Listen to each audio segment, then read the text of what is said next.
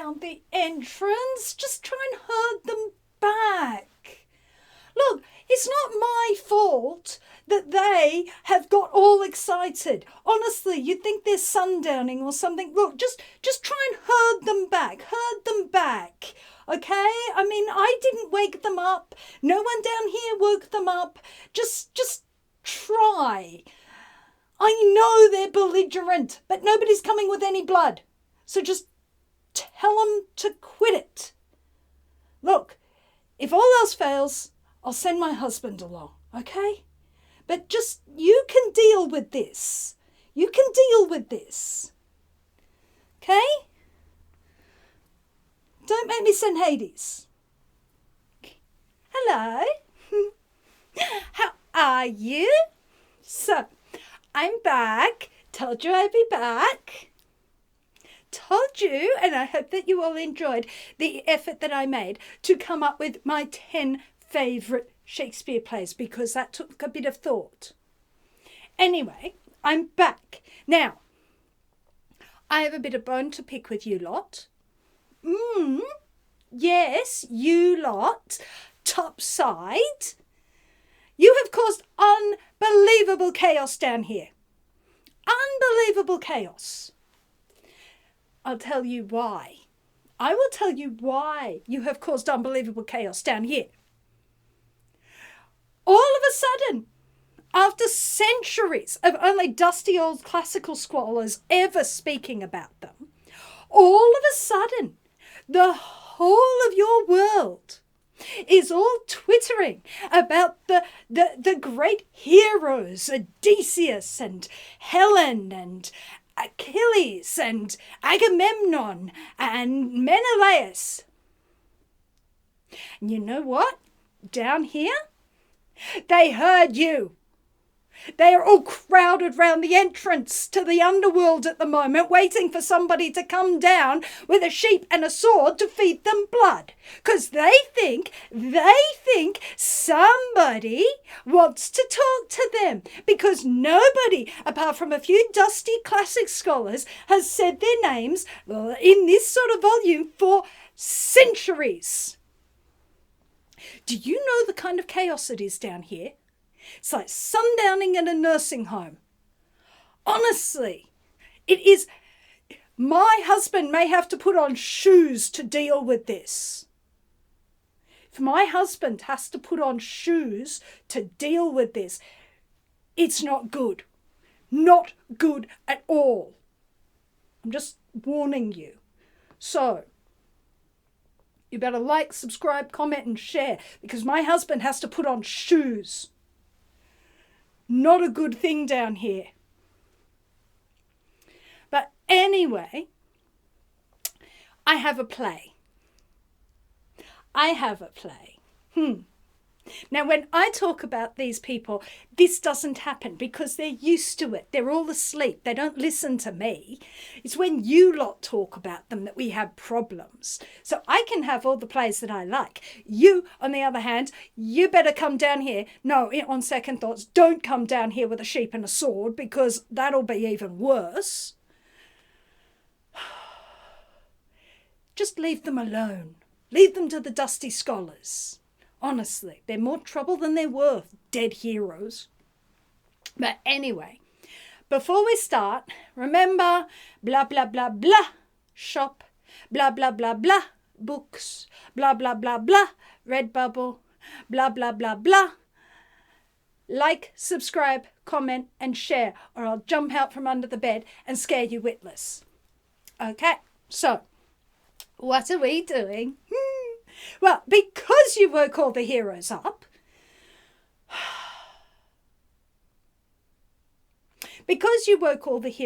I thought you might like a play that's in their world. Now, there are actually a lot of plays that all intersect in these worlds. Like technically, you could see the Odyssey and the Iliad as part of the whole Atreides saga, which goes on for many plays. We will eventually do the Atreides. They're pretty brutal. But the Atreides are obviously the sons of Atreus, which is Agamemnon and Menelaus. Actually, I think they're the grandsons of Atreus. You know, they get a bit mixed. But anyway, they are the Atreides.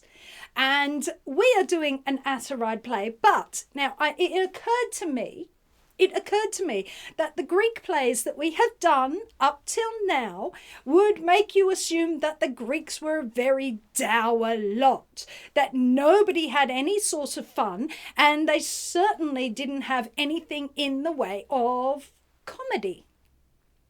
Now, this is not exactly a comedy. If you want pure comedy, we need to go to Aristophanes. We haven't gone to Aristophanes. We're still with Euripides. But because you went and woke up all the heroes, I thought you might like to hear the Euripides version of Helen of Troy, or Helen of Sparta, because, as we will find, she never went to Troy. So this is an alternative version. Now, I know you're all going to go, oh, what, there's an alternative version? Yes, because their Greek mythology is not have a set canon. It's not one of your stupid comic books. There is no canon. There is a lot of different traditions from all over the archipelago and mainland Greece, as all manner of different deities are worshipped. And Helen is a deity who has been worshipped around the archipelago of Greece. Okay? So there is no definitive and final version of anything. People have their preferred versions, people have the dominant versions, but there are small regional variations all over the place. Now, just because people worshipped Helen as a goddess in Greece does not mean that she is upstairs and one of my siblings. She's down here. All those demigods are terribly disappointed. Heroes and demigods, terribly disappointed, especially Heracles. Gosh, but we talked about Heracles. Now, this play is Euripides' Helen.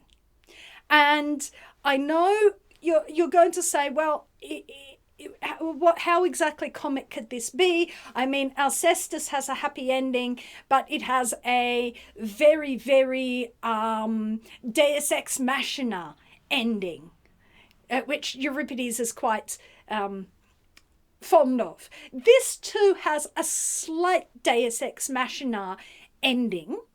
However, it's a lot less so than most other Euripidean plays, and it's also a lot lighter and funnier than most of these plays, and nobody dies. So there's a spoiler for you. So the play opens in Egypt. I know you're going to say, what, Egypt? Yes, Egypt. Now, we meet Helen in Egypt. And now you're going to say, really? What's this? Let me get to that. Helen is in Egypt. She has been in Egypt for 17 years. It turns out that when Aphrodite promised Paris Helen of Sparta, the most beautiful woman alive, Hera decided to mess with her completely. And so when Paris was abducting Helen, what he abducted was a phantom made out of cloud. And he took that to Troy.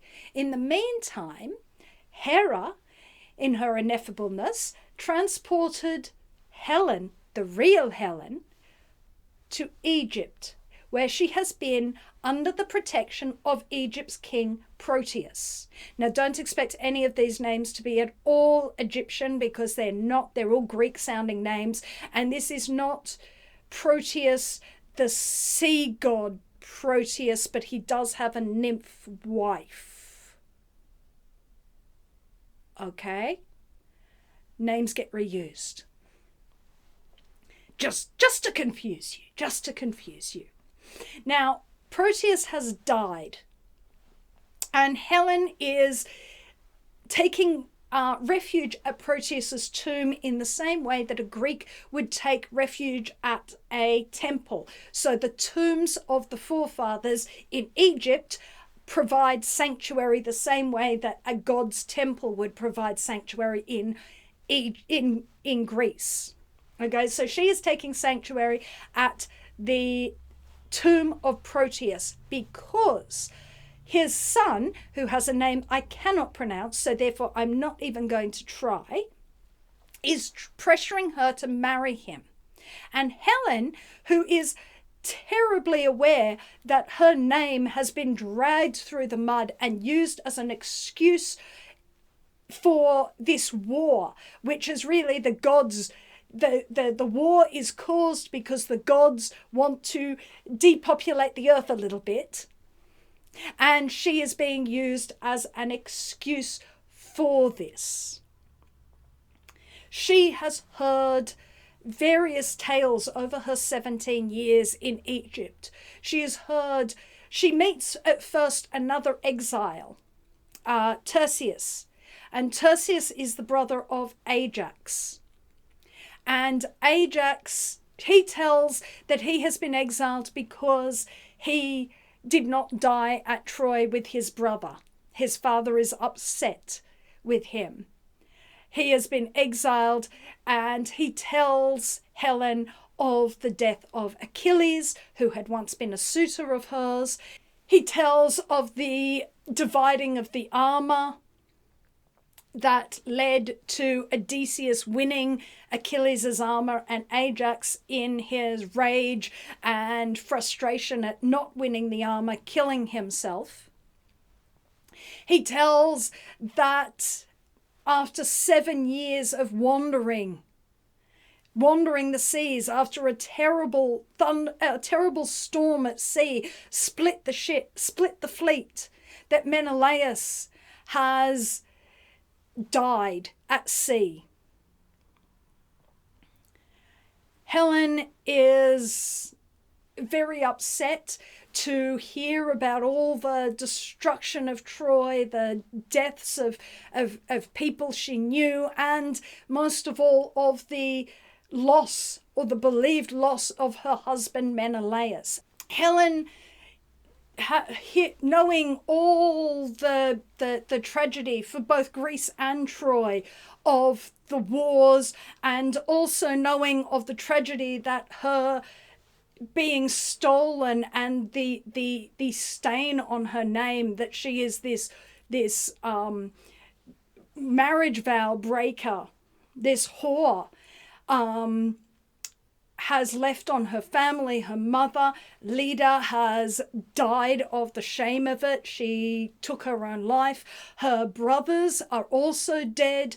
She is, although she knows herself innocent, she's been in Egypt for 17 years, she has lost all of her, so much of her family, of her reputation, of her friends, everything. And now hearing that Menelaus too may be dead, who she has been counting on to come and reclaim her from Egypt, she decides to go to Proteus's daughter, who is a prophetess, and find out exactly what is happening, because she will be able to see, is Menelaus alive or dead. So she goes within to see Proteus's daughter.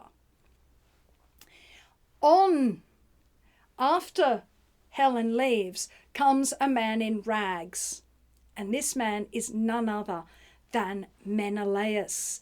Menelaus has not been killed. He has not drowned at sea. He has survived the wreck. He and his men are hiding in a cave, and he has come into the city in the hope of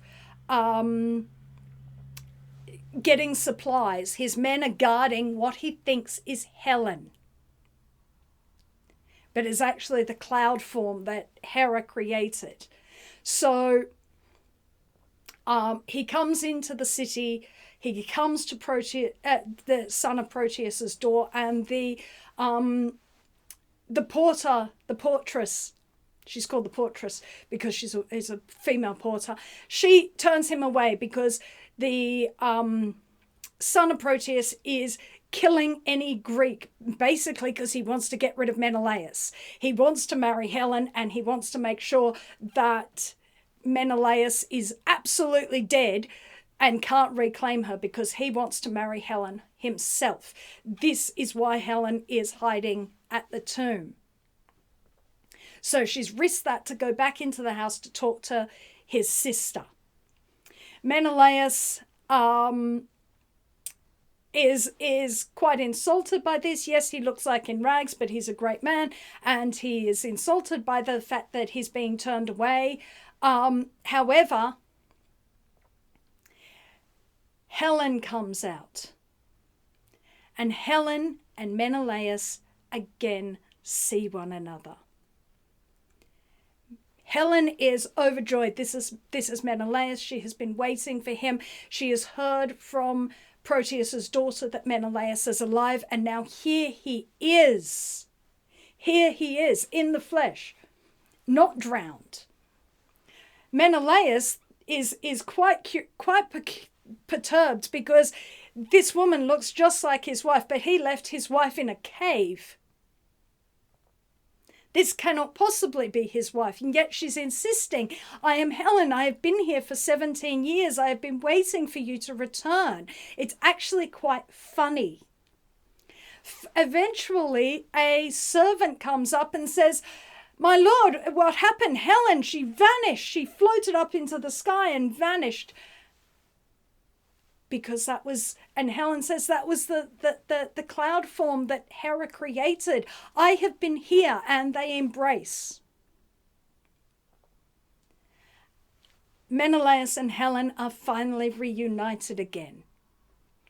Menelaus, knowing his wife has never left, his wife was never unfaithful, his wife, like him, is a pawn of the gods, is only just too happy to have his wife back to be, but then the problem is, how do we get home? How do we get home? I have no ship anymore. Your supposed protector has now become a potential source of threat to me. Helen swears, I have never wanted anyone but you. In fact, had I had word that you were definitely dead, I would have died with you, and I would still die with you rather than be another man's wife. And so Menelaus is placated by this. He is reassured that, and says that, if this king will not let us go, I will kill you and I will kill myself. And they're actually quite content with that idea. Helen has no complaints about that idea. She would rather be dead with her husband than alive without him. So they decide they're going to need some help, obviously.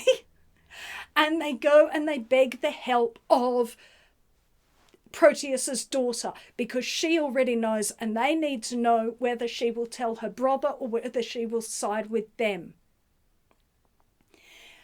Helen and Menelaus both beg and entreat, and they do win her support. She promises not to give away that the man in rags is actually Menelaus.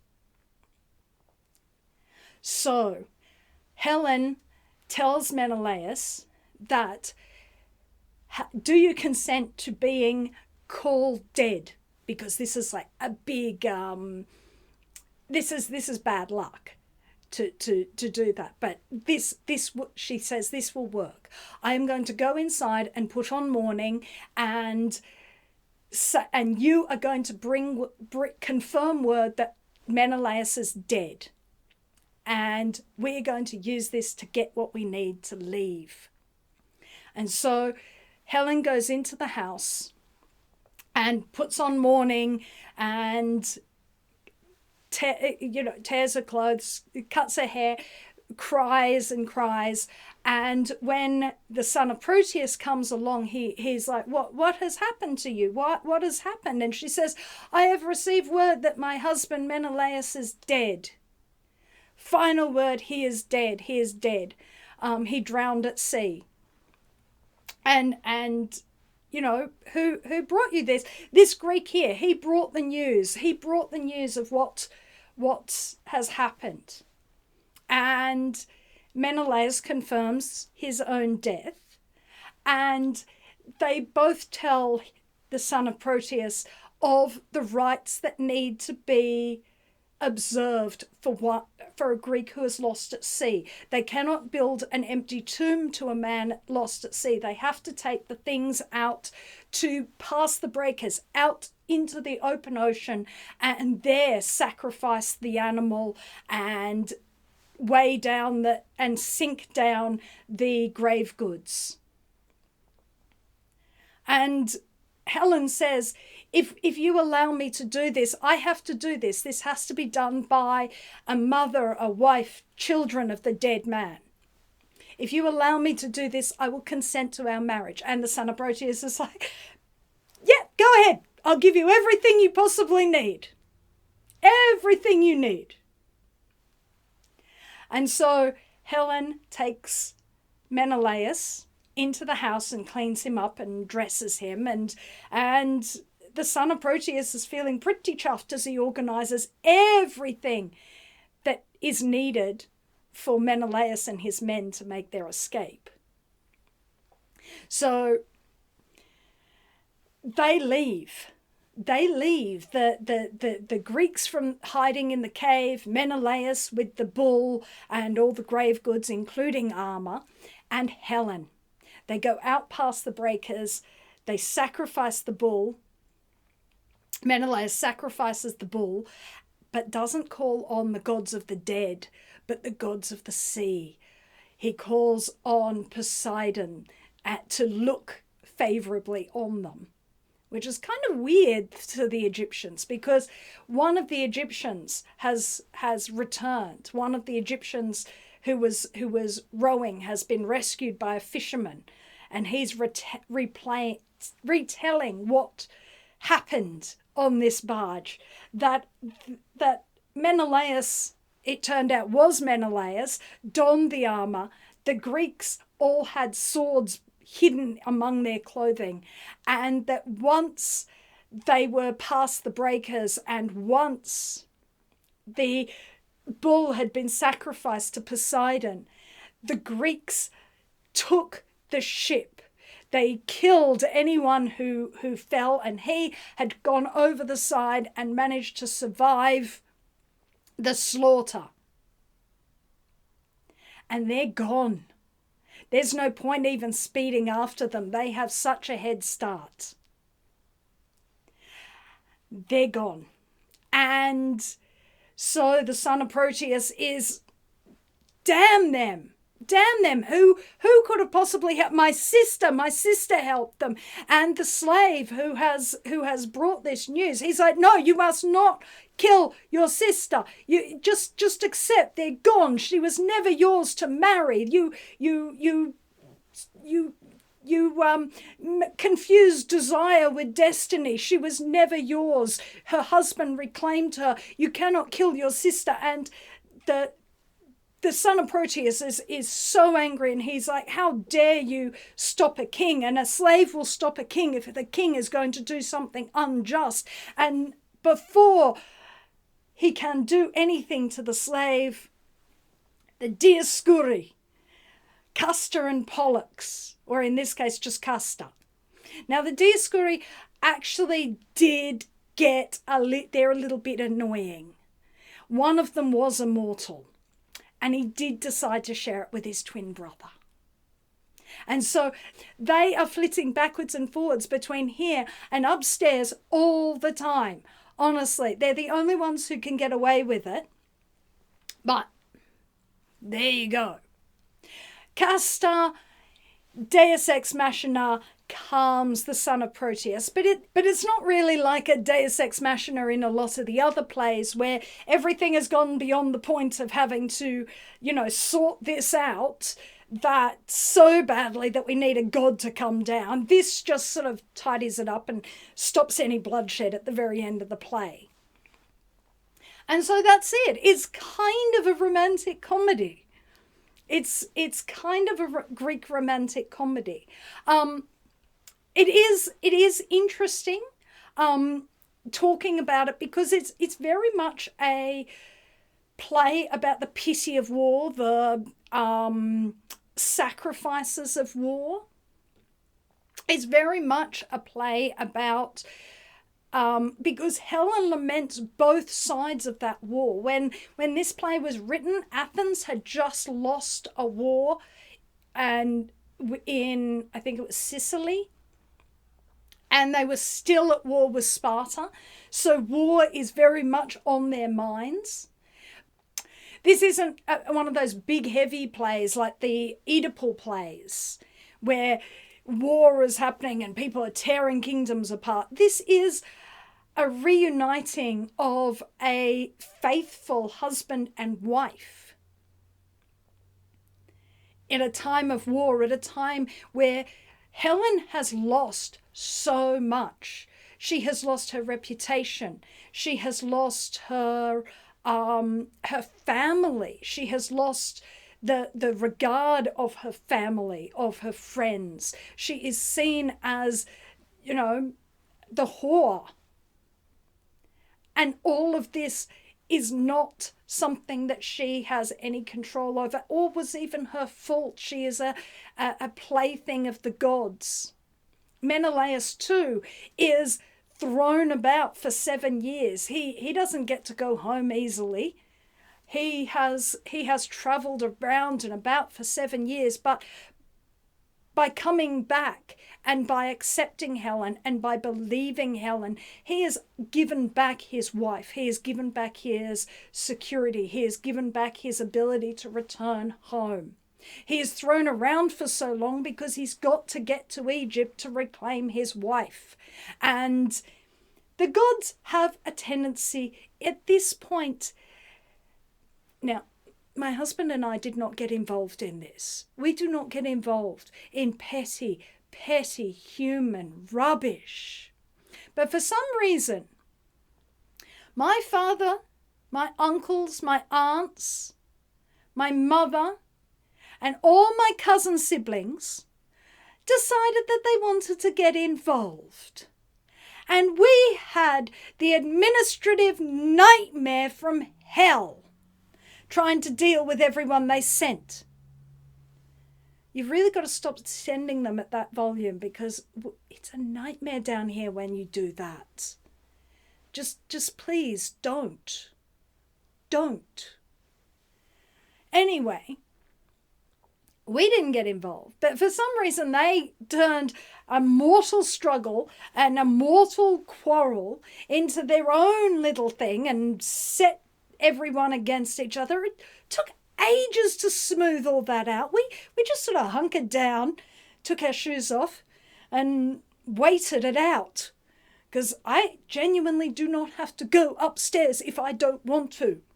I may have had to bring Spring, but whew, that was bad enough. That's only a little bit of time. I was not going anywhere near upstairs while that was going on. 10 years of that, we just sort of chilled down here and dealt with the administrative nightmare of that many dead. Not good.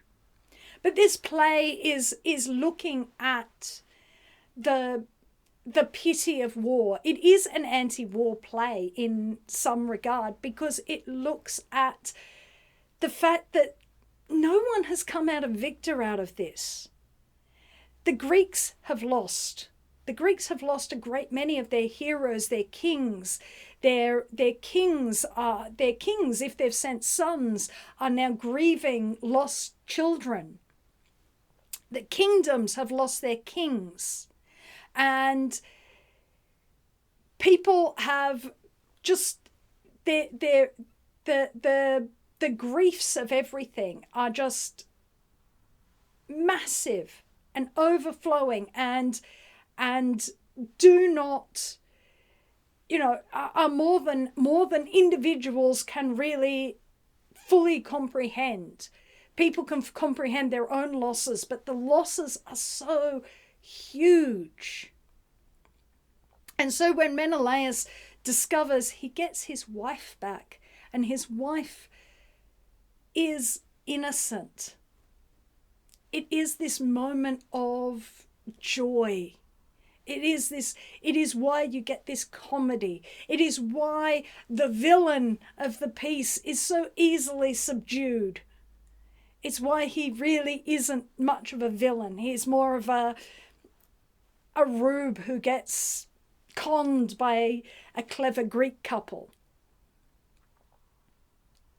It's quite a light and fun play, so it's well worth having a look at. We will go back with some more of the far more brutal ones. In fact, we will probably have a look at all the Ataride plays, because there are a lot of them. We'll do stuff in between, but we'll probably do a big cycle of them. I'll have to probably put them all together in a list and in order. I'll try to do them in order rather than out of order, because that might get a bit chaotic.